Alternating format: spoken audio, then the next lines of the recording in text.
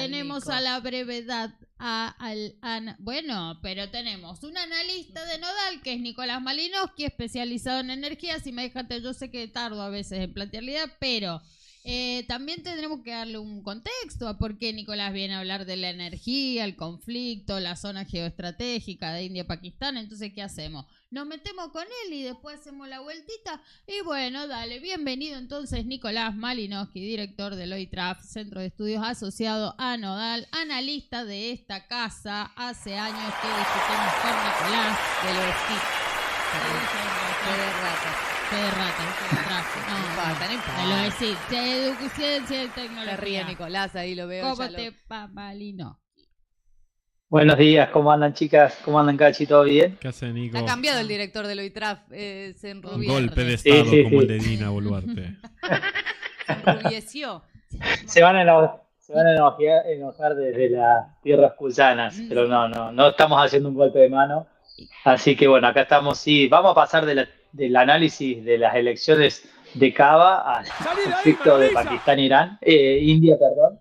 Para un no poquito pasar tan diferente, así pero bueno. abruptamente, Nico. A ver, Sí. fuiste a votar. ¿Cómo estuvo todo? Fuimos a el votar, electoral? fui a votar a las 12 menos 10, 12 y 5 minutos estaba afuera. No había mucha gente, claramente se ve hoy con el 55% de participación, muy baja la participación, pero una jornada por lo menos se vio tranquila. Y hay que ver qué sucede. Ahí estaba escuchando lo que decían ustedes, el tema de la fake news, un video de Macri a las 8 de la mañana de inteligencia artificial hablando, y también el de los penatos diciendo que ella misma se bajaba. Había dos videos circulando hechos con inteligencia artificial, así que bueno, claramente se estaban tirando con de todo y se estaban disputando quién era el nuevo jefe de la derecha en Argentina, y esto va a tener un desenlace porque claramente Macri no se va a quedar de brazos cruzados seguramente, porque tiene mucha, sobre todo en el Poder Judicial, tiene mucho poder de fuego, y la mafia italiana es la mafia italiana, ¿no?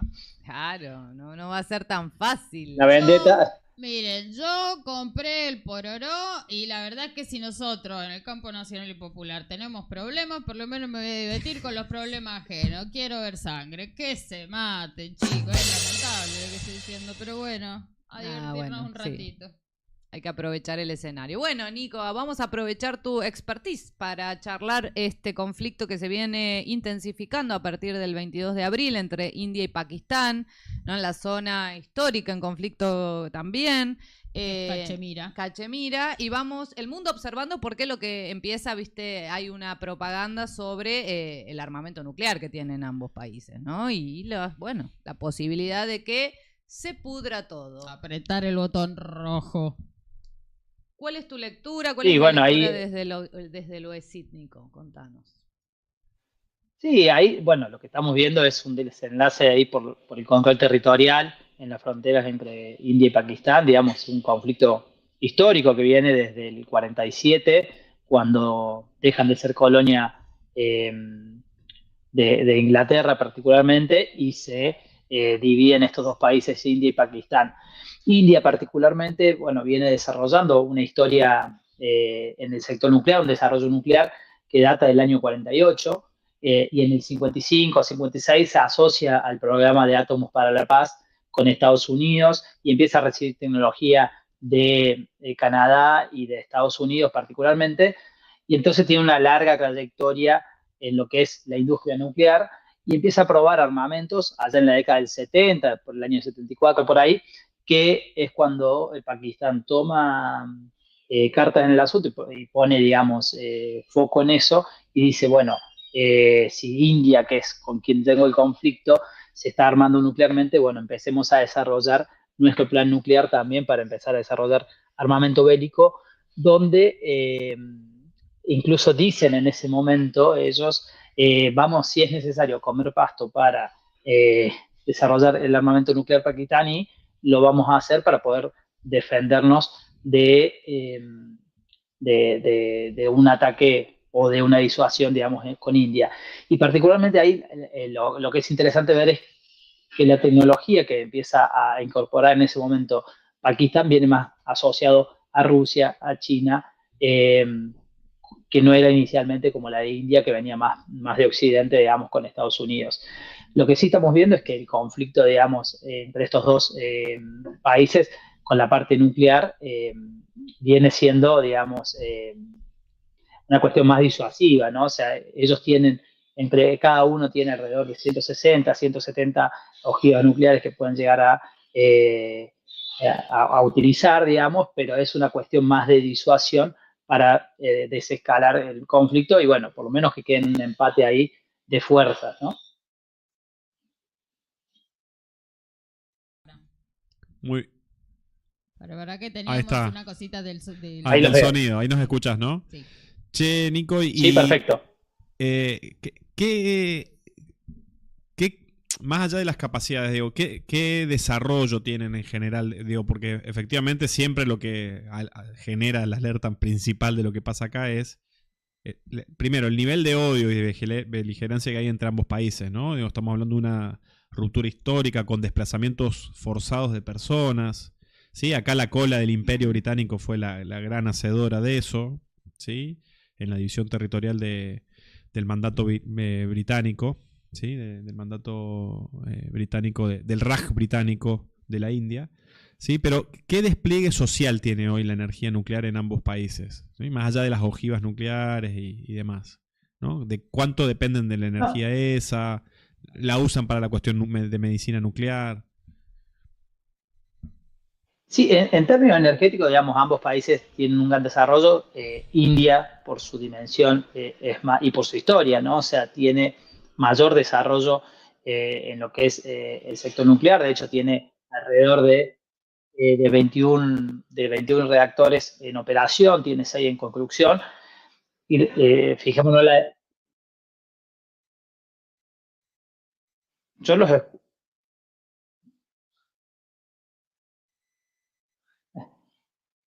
Bueno, no, estábamos hablando de la matriz energética en India, que si bien tienen 21 reactores, para que tomemos dimensión de lo que es ese país, representa el 3% de la energía de ese país con 21 reactores. Nosotros tenemos en Argentina 3 reactores y representa alrededor del 7% de la energía a nivel mundial, a nivel nacional, perdón, en la energía nuclear.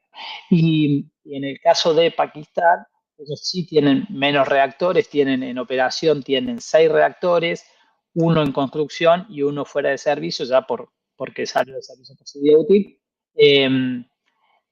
Pero sí tiene mayor representación, es un 17% de la energía en Pakistán. Entonces ahí vemos la diferencia. 21 reactores en India representan el 3% de su energía y en Pakistán 6 reactores representan el 17% de la energía nuclear.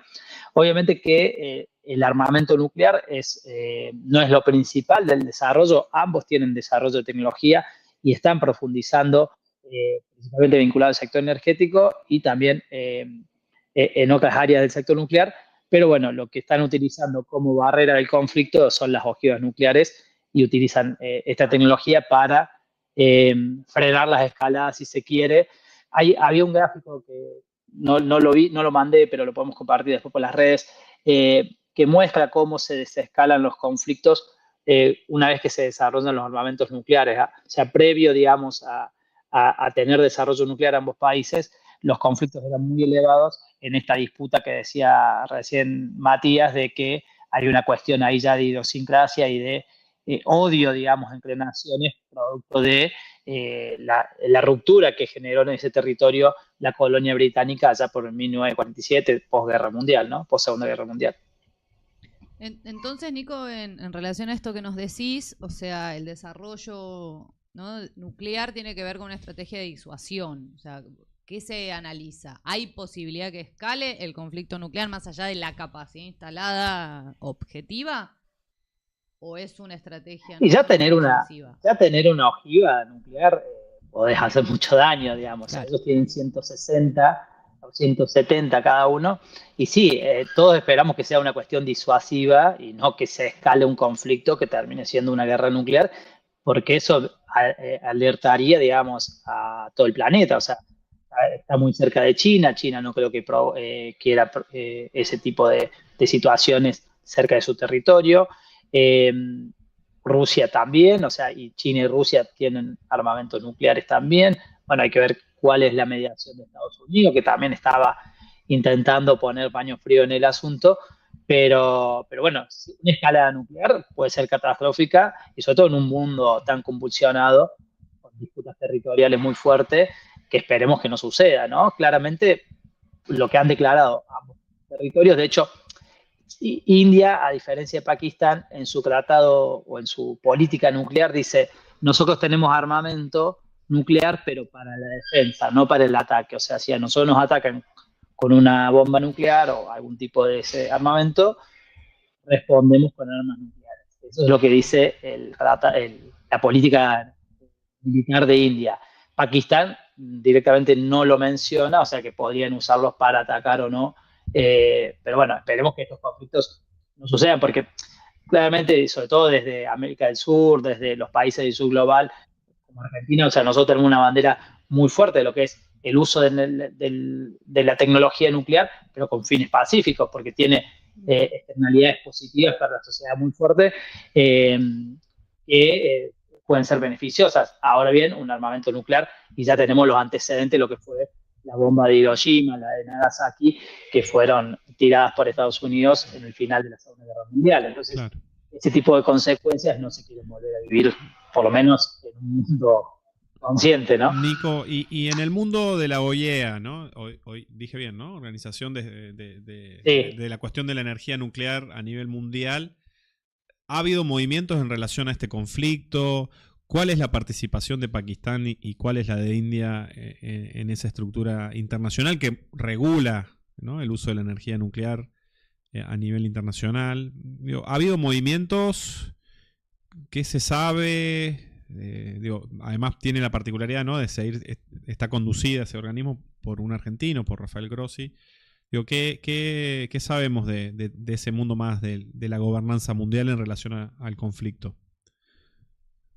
Sí, bueno, ahí Rafael Grossi, que es argentino, está conduciendo ese organismo. Yo no vi declaraciones de él ahora sobre este conflicto particular. Seguramente están haciendo movimientos para desescalar, digamos, este tipo de conflicto, porque lo hemos visto muy activo a Rafael Grossi en lo que fue los conflictos, sobre todo entre Rusia y Ucrania.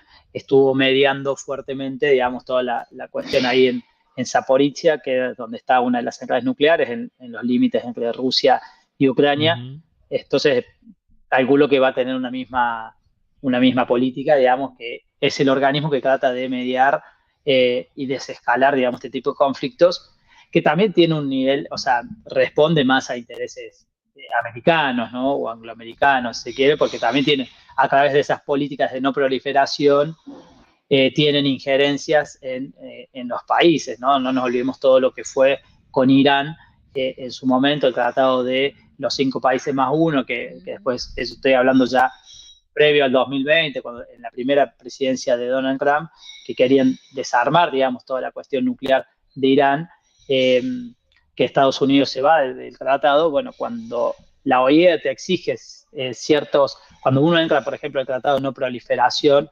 es justamente el tratado que regula a los países. Nosotros no somos parte de ese acuerdo. Nosotros sí tenemos un acuerdo con Brasil, por ejemplo, que es el término de la BAC, que nos protege para poder desarrollarnos, porque ellos, con el hecho de la no proliferación, te van cortando todo el desarrollo científico-tecnológico, y con esa excusa se te meten, digamos, en tus sistemas nacionales, y tiene una penetración muy fuerte que uno no puede poner límites porque se escudan bajo ese tipo de normativas, que es un poco lo que sucedió en Irán, ¿no? Entonces, si bien es positivo que medien este tipo de organismos, también hay una contracara que es un nivel de injerencia muy fuerte, ¿no? Nico, acá Lucas Aguilera, nuestro director de investigación, te saluda en el chat y dice, ¿China qué dice a todo esto? Bueno, China, primero un abrazo ahí a Lucas. China, digamos, está financiando, digamos, principalmente con tecnología nuclear a Pakistán, ¿no? No he visto declaraciones yo ahora de las autoridades chinas, pero sí China está siendo la vanguardia nuclear, si se quiere, de estos tiempos, por lo menos en términos energéticos, que eso después deviene en toda la tecnología nuclear, digamos. Hoy por ejemplo, el mundo tiene 420 reactores a nivel mundial en operación y tiene 60 en construcción. De esos 60 en construcción, 30 son chinos. Entonces ahí vemos cómo la avanzada de China dominando esta tecnología, que anteriormente la tenía más Estados Unidos. O sea, Estados Unidos tiene 100 reactores en operación y no está construyendo ninguno ahora. Entonces, bueno, hay que ver cómo se posiciona ahora, pero sí China es una de las grandes vanguardias de esta nueva tecnología. Sí, decís 30 son chinos, me pregunto si esos otros 30 de los 60, ¿cuánto capital chino tendrán también financiándolo, no? Porque uno... No, son, en su mayoría, son si uno ve, digamos, a ver si tenía acá la imagen, pero sí, la mayoría están construyéndose en Asia y en África, digamos. Listo. Así que tomamos nota. Claramente, o sea, hay, digamos, un dominio asiático. Si dividimos el mundo entre Oriente y Occidente, hay un dominio de la tecnología entre Oriente. Y ahí también es importante la alianza con Rusia, ¿no? Porque Rusia, por ejemplo, es el principal proveedor de uranio a nivel mundial. Entonces, bueno, ahí habría que estudiar un poquito más para ver cómo son los posicionamientos finos, pero sí China, digamos, de hecho, está financiando los nuevos reactores pakistaníes, son de origen chino, ¿no? Claro. Pakistán es una zona estratégica, ¿no? Para China en la disputa con Occidente, podríamos llamar, ¿no? El corredor económico China-Pakistán es uno de las estrategias que viene desarrollando el gigante asiático. Presencia naval china en el Índico, hacen de Pakistán una pieza central, ¿no? Además, China ve en Pakistán un instrumento para contener a India, digo, ahí también está un poco el elemento, y proteger sus rutas energéticas. Y acá tenemos el dato de que China proporciona el 80% de las armas de Pakistán, claro, en general, ¿no? Y ha instalado bases y plataformas militares en regiones en disputa con India, ¿no? Obviamente está poniendo el ojo ahí el dragón por esta zona que en términos geopolíticos obviamente tiene una importancia central. Cachemira, que es la zona en la disputa, es la zona en disputa, sería mirando India, ¿no? Y la península índica, ¿sí? India sería el noroeste, es toda esa zona de Cachemira la que está en disputa. China también hace parte de la región de Cachemira. Y entonces es un poco el árbitro de la disputa, ¿sí? Porque es una zona poblada, digamos, donde no está la cuestión religiosa metida de por medio, ¿sí? India, hindúes, Pakistán, musulmanes. China hace de árbitro directo de ese conflicto y ha volcado ya hace muchísimos años una alianza estratégica notable con Pakistán en materia comercial. Uno de los corredores principales, la Ruta de la Seda, ¿sí? De esa iniciativa económica global, va por Pakistán, y después todo el despliegue armamentístico que incluyó, ¿no? El desarrollo tecnológico aeroespacial conjunto, ¿no? Eso no es menor. Pakistán, ¿qué es lo que pasó con Pakistán? Al tiempo que Narendra Modi y el nacionalismo hindú ganaba terreno y conducía, finalmente llegó a conducir el Estado, la República de la India, en detrimento de la opción socialdemócrata de los Gandhi, que eran más cercanos a Rusia, ¿sí? En Pakistán lo que pasó es que fue un país absolutamente sancionado por Estados Unidos y Occidente en el contexto de la guerra de Afganistán. Porque hay un parentesco religioso entre las mayorías musulmanas pakistaníes, ¿sí? Y los afganos, ¿no? ¿Cómo era Bin Laden? ¿Cómo le decían a los que seguían a Osama Bin Laden? Terroristas. No, pero no eran terroristas. Bueno. Pero hay un parentesco religioso entre Afganistán y Pakistán, ¿sí?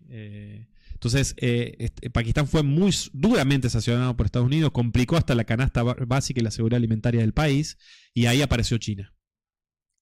No, pero no era Al-Qaeda. Talibanes.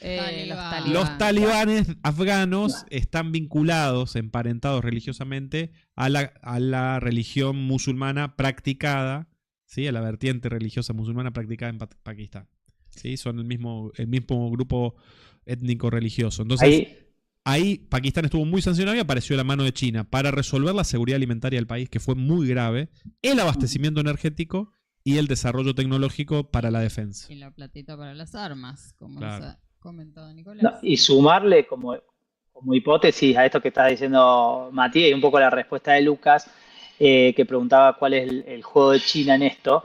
O sea, no nos olvidemos que India es parte de los BRICS también y está Ujú. fuertemente disputada entre Estados Unidos y China. Entonces, puede ser, como hipótesis que uno plantee, bueno, a través de Pakistán, China ejerce presión sobre India para que vuelva más a los BRICS y no se abra tanto a Estados Unidos en esta Es disputa bueno. comercial que hay en el mundo, ¿no? Exacto, es buena esa hipótesis. India históricamente tiene mucho más lazos con Rusia que con China, ¿no? Ujú, también. Entonces hay un circuito de la oposición, Sobre todo energético. claro, de la oposición de los Gandhi, ¿sí? Indira Gandhi fue la hija, pariente de Mahatma Gandhi. Indira Gandhi, que fue presidenta, con muchos vínculos con la Unión Soviética primero y luego con la Federación de Rusia y particularmente con el gobierno de Putin. Entonces hay un juego ahí de presiones para que Narendra Modi, que es muy pro-occidental, ese nacionalismo hindú de Narendra Modi muy pro-occidental, siga jugando en el marco de los BRICS, ¿no? Ahí, me parece que hay un juego ahí de piezas sobre piezas muy interesante. Me parece que no está mal la hipótesis de Nico en ese sentido. Incluso en esta alianza con Rusia, que decís, Matías, justamente cuando se desenlaza el conflicto entre Rusia y Ucrania, India es uno de los principales países que empieza a comprar ese gas excedente que iba a Europa desde Rusia, empieza a ser el principal socio comercial en términos de comprar el gas, tanto India como China, ¿no? Claro. Qué complicado que está. No, sí. Al punto de la locura. tira. Es un tablero de ajedrez. Con de Es un todo. tablero de ajedrez. Todo. ¿Querés, Nicolás Malinowski, director del OECIT? Ajá, y me lo supe. Escucha, ¿querés que nos despidamos de la columna con un videíto hablando del poder disuasivo y la disputa histórica entre India y Pakistán que tenemos acá? Perfecto. ¿Sí? ¿Te parece? Perfecto, Sol, sí. Bueno, has tirado una Me encanta. cantidad de información, un datazo tras datazo, además de las hipótesis analíticas que sí, vamos a ver si podemos compartir con la comunidad de Nodal durante esta semana. No, me parece Para esto que, entender el conflicto. esto que nos decía Nico de es una estrategia disuasiva, pero nada quita que la escalada, bueno, se termine ejecutando, ¿no? Porque Hiroshima y Nagasaki yo creo que el mundo no lo creía posible, esto que decías, y sucedió, digo, y los pueblos son los que finalmente, obvio, terminan sufriendo las consecuencias de las guerras, ¿no? Obviamente vimos las imágenes, digo, sabemos lo que pasó allí, y me parece importante esto que decís, Nico. No sucede hasta que sucede. Nada más que en este siglo XXI, quizás ya el nivel de destrucción, digo, vos lo sabrás mejor que yo en términos técnicos, es ya destrucción total, ¿no? Planetario. Si alguien aprieta el botón. Claro. Sí. Sí, ahí sumarle a esto que decía Emi, es una cuestión disuasiva, pero también de crear subjetividades, ¿no? Porque cuando uno habla de armamento nuclear, se le viene la imagen de los terroristas talibanes, esto que decía Matías, de Oriente, ¿no? Lo que es Irán, lo que es Pakistán, la India, Rusia, China, los malos, ¿no? Y de hecho yo estaba revisando los datos esta mañana, hay una página, no recuerdo el nombre, pero que te pone el armamento nuclear de cada país y te pone todos los países y a Estados Unidos tenés que ingresar para que, o sea, tenés que buscarlo, navegar en esa página. No es fácil el acceso, digamos, no es lo primero que te aparece. Entonces uno piensa que Estados Unidos no tiene armamento nuclear. Y Estados Unidos tiene armamento nuclear y es el único país en el planeta que fue el que tiró la bomba atómica. Entonces también hay que tener cuidado con eso porque uno pone atención, digamos, allá, pero no, Estados Unidos, allá digo, por una cuestión geográfica, ¿no? O sea, en Oriente, pero Estados Unidos fue el primer país que tiró la bomba atómica sin medir las consecuencias en términos de muerte, en términos ambientales, en términos de destrucción de lo que tiene ese tipo de armamento, y hoy es quien dice ser la paz global, ¿no? O sea, no sé cómo va a venir el desenlace de que Trump iba a ser el candidato al Nobel de la Paz, que lo hablábamos en un momento con esta mediación que tuvo entre Rusia y Ucrania, ¿no? O sea, si eso sucede, claramente el mundo está muy caótico. Estamos mal. No, sí, es importante porque también esto de la subjetividad de Nico, siempre que se habla, fue una estrategia de los imperios para desarmar a otros países, ¿no? Decir, bueno, la no proliferación, la energía nuclear tiene que ver con la soberanía nacional, con el desarrollo tecnológico, con el desarrollo soberano, no es solo armas nucleares, es más, es eminentemente otro tipo de energía. En Argentina lo vimos, ¿no? Cuando quisimos en nuestro país el desarrollo que inició Perón de la energía nuclear, bueno, también son excusas para desarmar estos acuerdos de no proliferación. Claro, ustedes respeten los acuerdos de no proliferación. Estados Unidos es el único país que lanzó una bomba nuclear y nadie le dice nada. Y es el Nobel de la Paz. Me parece que está bien que hablemos de esto también, ¿no? Totalmente. Bueno, Nico. Mirá, este video con este video hermoso. Es buenísimo. Es hermoso, hablando del poder de disuasión, que no es solo nuclear, y hablando de la guerra psicológica y de la conducción de las mentes. Mirá cómo se comunican en una frontera India-Pakistán. 29 de abril fue esto.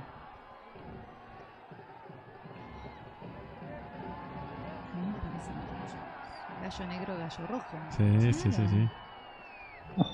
Es excelente el cacao.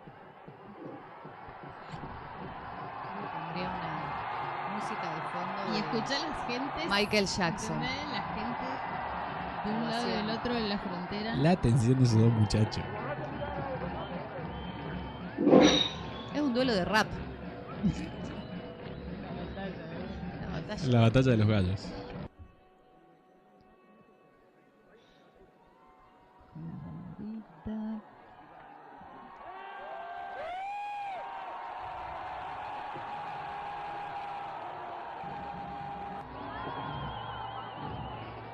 Como hacerte loco.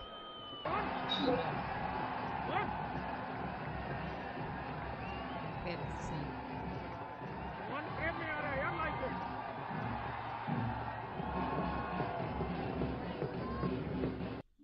No, todos hacen yoga para hacer. Pilates. Excelente. Pilates. Bueno, Nicolás. Claramente ya sabemos de dónde viene el yoga. Ya sabemos de dónde viene. Innegable. Muchísimas gracias por este análisis. También una dimensión central en el conflicto. Hay que poder entenderlo geoestratégicamente en términos de una disputa que es mucho más grande y que tiene que ver con quién va a conducir el siglo XXI, si el proyecto comandado por China con sus alianzas o el proyecto comandado por Estados Unidos con las suyas. Ahí estos jugadores de peso están al borde de tirarse con de todo. Mientras tanto, iremos siguiendo la información para ver qué pasa. El especialista en energía, Nicolás Malinowski, especialista del magíster en administración de la energía, ¿no? Gestión de energía, de la UNLA. Gestión de energía de la Universidad Nacional de Lanús. Ingeniero Nicolás, integrante de un gran equipo de trabajo que es el que conforma el OECIT. OECIT. Energía, ciencia y tecnología. Nos vemos en la próxima columna. Muchas gracias. Chao, buen día, gracias por todo.